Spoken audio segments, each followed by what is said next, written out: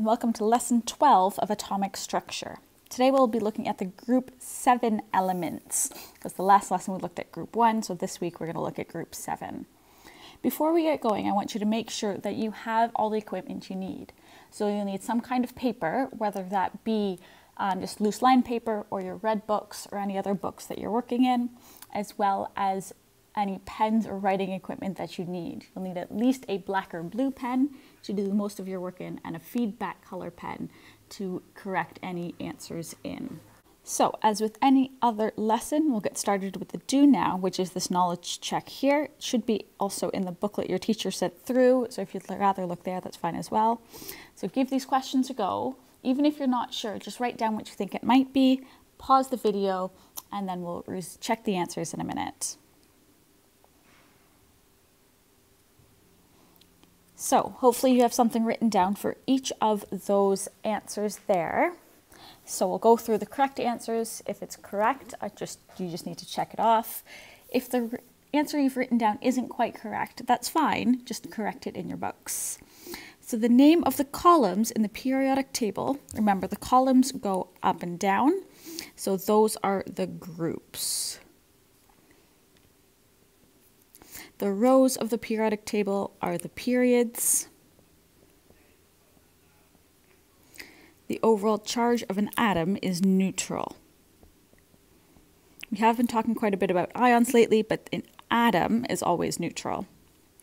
Metals become positive ions because metals don't start with an N. The force between two oppositely charged ions, so it holds the positive and the negative together, is the electrostatic force.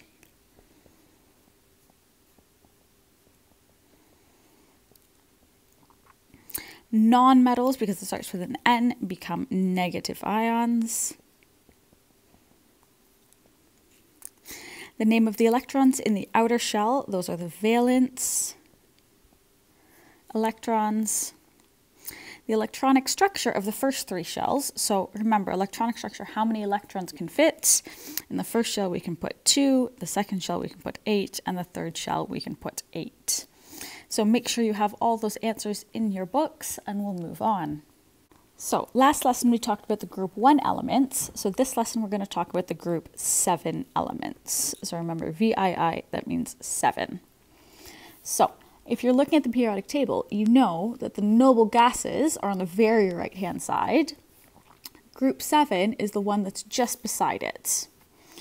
So it's the second from the last. And if you go down the group, we have the elements of fluorine, chlorine, bromine, iodine, astatine, and tennessinium. So we're going to focus mostly on these first 4. Astatine we sometimes talk about, but we never really go back down to the bottom one. So the elements of group 7 are also known as the halogens. That's another name for them. So if you ever have a question asking about the halogens, you know it's group 7. Because they're in group 7, we know that their outer shell has how many electrons? That's right, it has 7 electrons. 1, 2, 3, 4, 5, 6, 7. All right. Because they are on the right side of the periodic table, we know they are nonmetals. So because they're nonmetals, they have those properties of nonmetals, such as the fact that they do not conduct electricity,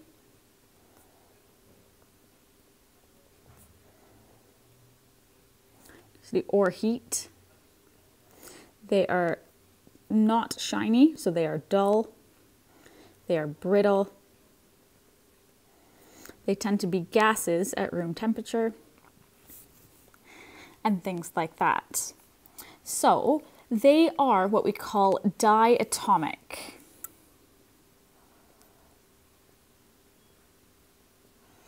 Di meaning 2 and atomic meaning atoms. So they consist of molecules which have pairs of atoms. So there's 2 atoms together. This is because, like every element wants that full outer shell. So we end up with 1 fluorine, like this, and then a second fluorine bound to it, so that they all have the 8 electrons in the outer shell that they need. So if they react with metals on the left side of the periodic table to form ionic compounds, remember an ionic compound is one where we give electrons, all right, they form a halide ion with a charge of -1. So they take an electron from sodium, for example. So sodium wants to give up its 1 electron, so it gives it to fluorine. And then fluorine has that full outer shell, but because it's gained an electron, it has a charge of -1. So it's gained 1 electron. And they also form molecular compounds. So that means covalent bonds with non-metallic elements, or the non-metals. So they form bonds easily with either themselves or with other elements to form compounds. So the same way as group 1, we go down the group. If we go down the group, the atomic number and its mass, atomic mass, increases. So is the same thing with the group 7. So chlorine is bigger than fluorine, bromine is even bigger yet, iodine, astatine is the biggest out of those 5. So, and it's the same as well with the melting point and the boiling point. So they behave the same way there.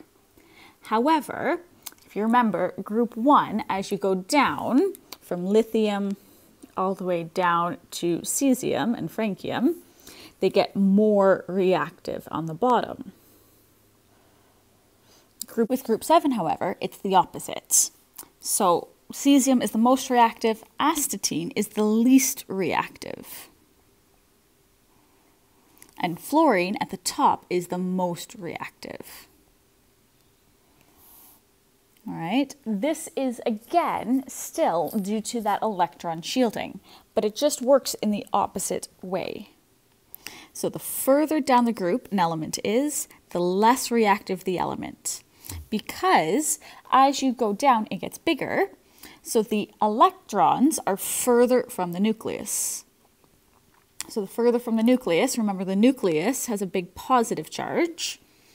So those outer electrons, so fluorine, the outer shell, is quite close to that positive charge in the middle. But chlorine has another ring of electrons, bromine has another shell of electrons, iodine, astatine. So by the time you get here, that attraction is shielded by all of the other electrons in all the other shells. So trying to gain another electron into the shell gets a lot harder. Whereas it's easier to give up a shell because it's just being held less tightly. So the electrostatic force is stronger. Remember, the electrostatic force is the force holding that positive and that negative together, is stronger close to the nucleus and weaker further from. So now I would like you to go watch these 3 videos. They'll be linked in the comments below, or you can go to your pages that your teacher sent to you and they'll be linked there as well. Give those a watch and then come back to this video. So in the other video, you would have seen that they reacted the elemental forms or the molecular forms of the elements, so chlorine, bromine, and iodine, with the ionic form. So in the elemental form, there are no extra electrons.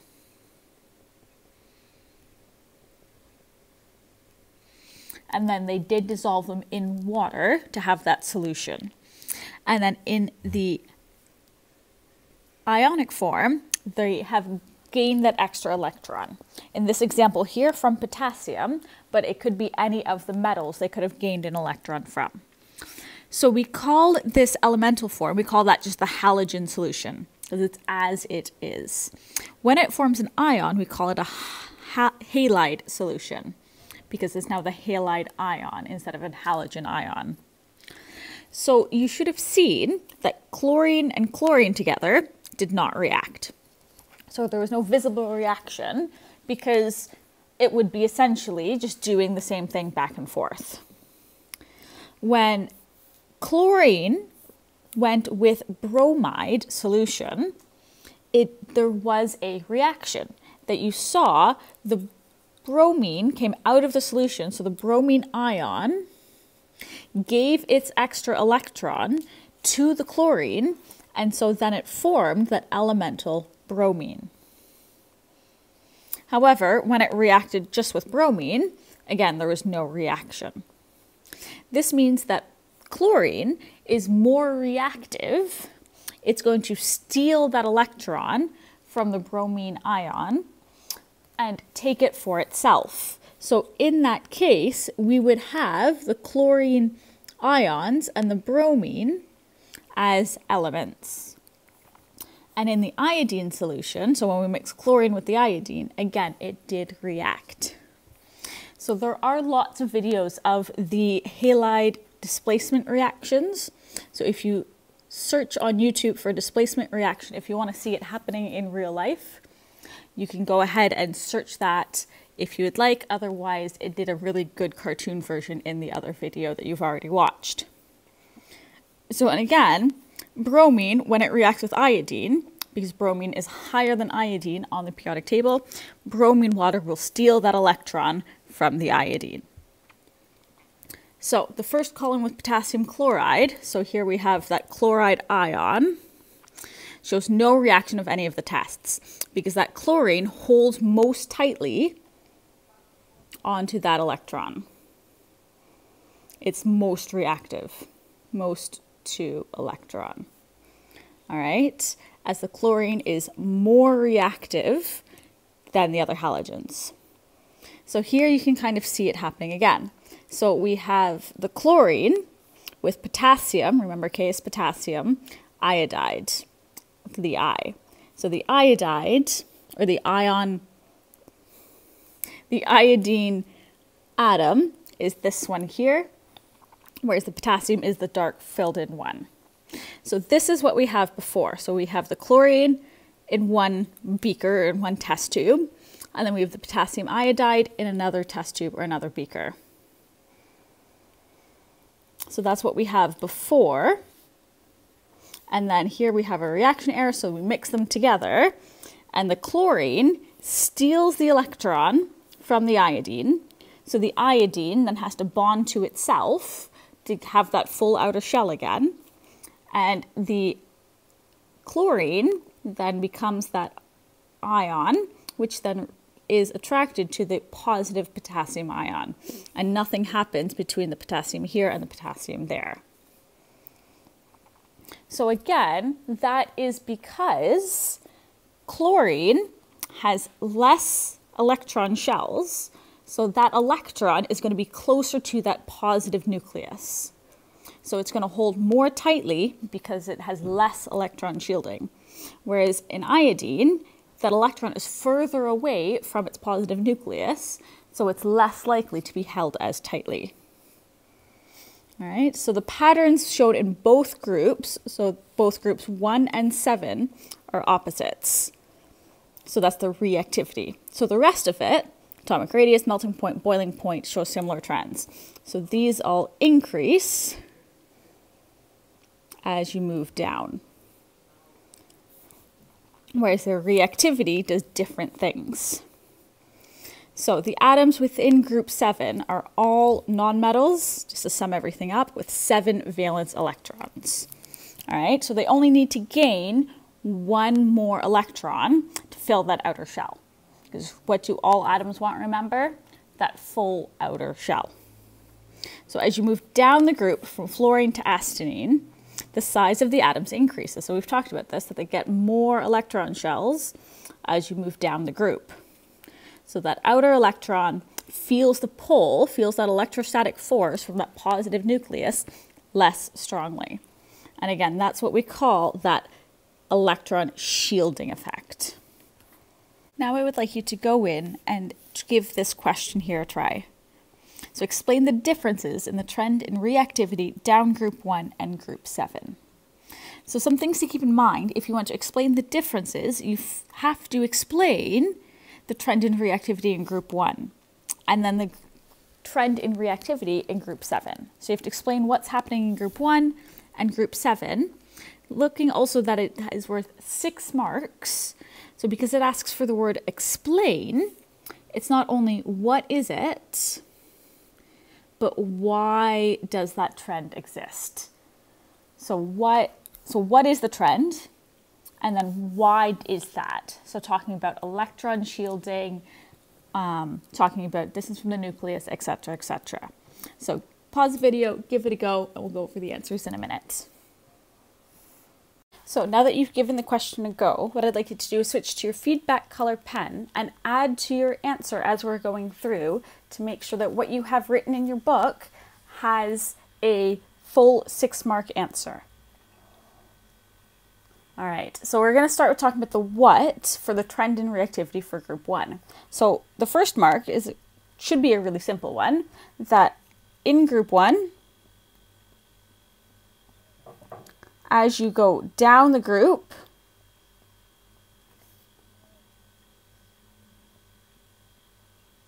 our reactivity increases.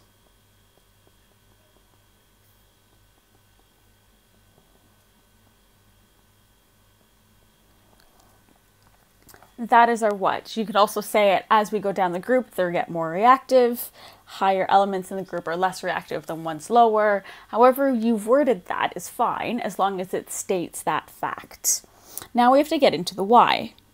So we know that group 1 elements react by losing. So they lose the 1 electron in their outer shells, their valence or their outer shells. Remember that valence and outer shells are the same thing. All right, so they lose that in order to become stable. So there's the first half of your why. So why are they reactive? How do they react? They lose 1 electron, and then as you move down,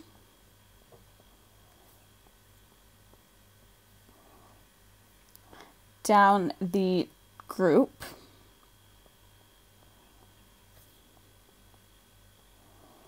that outer electron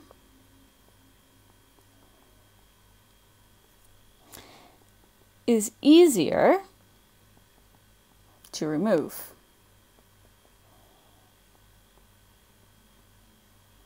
Because of electron shielding.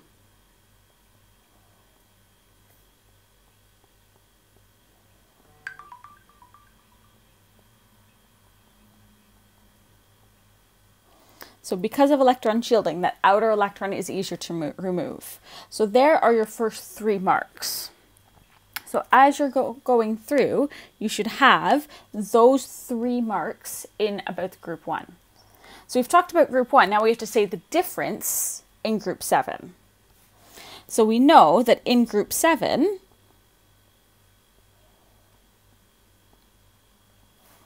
as you go down the group,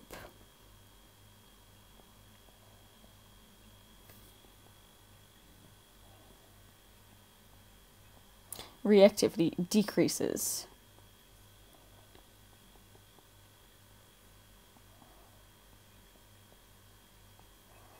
All right, so there is our difference.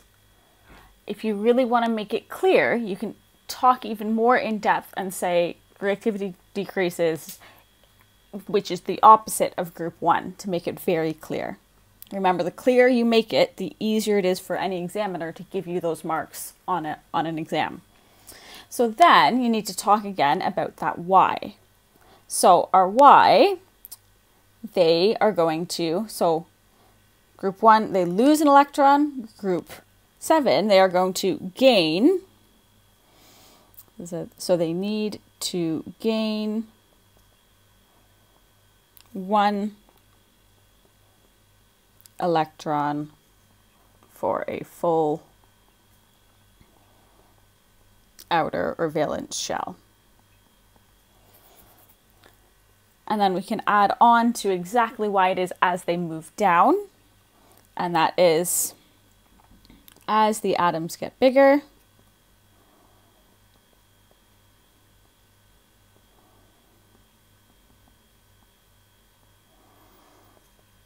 the pull on the extra electron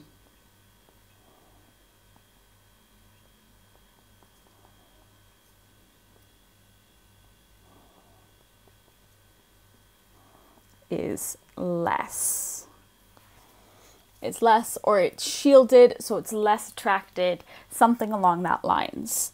So I'll leave that answer there for you. Pause the video and change your answer so that it looks something like this.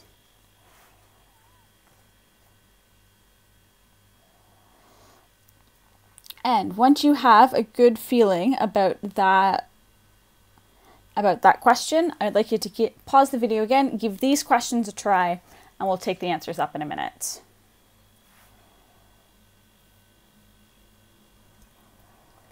So hopefully you have now your answers for these written in, and we'll go over them again, switching now to your feedback color, making sure you have the correct answers, and we'll be finished with this lesson. So electron shielding is, let me change this, is when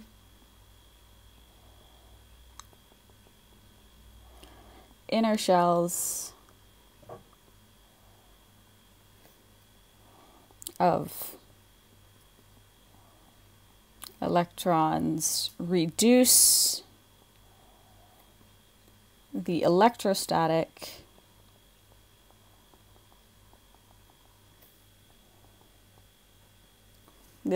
force. All right, there's a lot of different ways you can word that, but if you're not sure of the best way to word it, just write that in there. All right, why group 1 metals are called alkali metals. So this is from last lesson, but group 1 metals are called alkali metals because they form alkaline solutions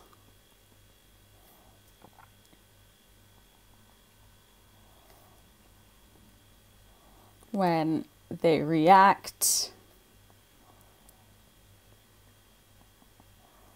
with water.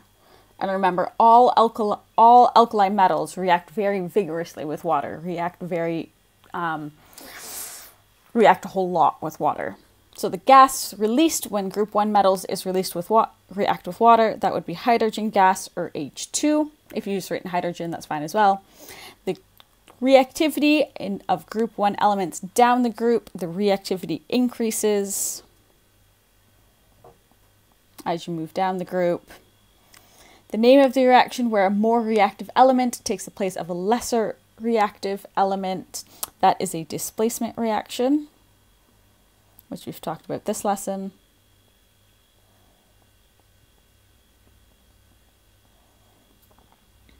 Question 6, how the molecules of group 7 elements exist. So this is as a diatomic,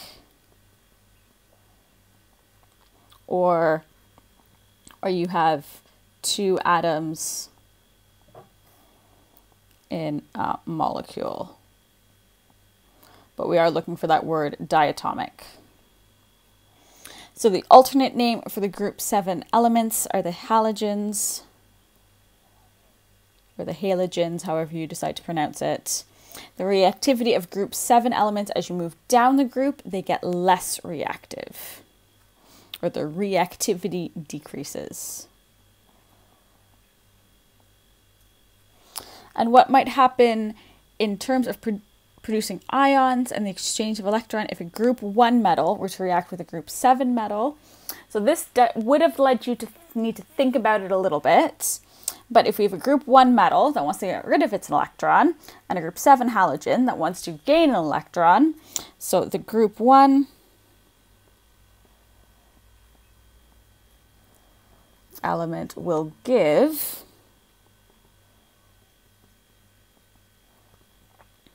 its electron to the group 7 element. So predicted trend of reactivity in group 2 and group 6. So we know that electron shielding and how that affects. So you would expect that group 2 would be similar to group 1, and group 6 would be similar to group 7. And when we look into the periodic table, while it's less extreme, it is the case that as we move down group 2, because it's harder, it's easier to give away the electrons as we move down the group, the lower elements are more reactive, whereas in group 6, as you move down the group, it's harder to gain an extra electron, so as you move down the group, they get less reactive. So again, as any other time, make sure that you go on and do the Educate quiz that your teacher has set for you so that they can see how you're getting on with it and that you are understanding what you need to understand. If you have any questions, make sure you email your teachers and they will get back to you and help you out with that. Until next time.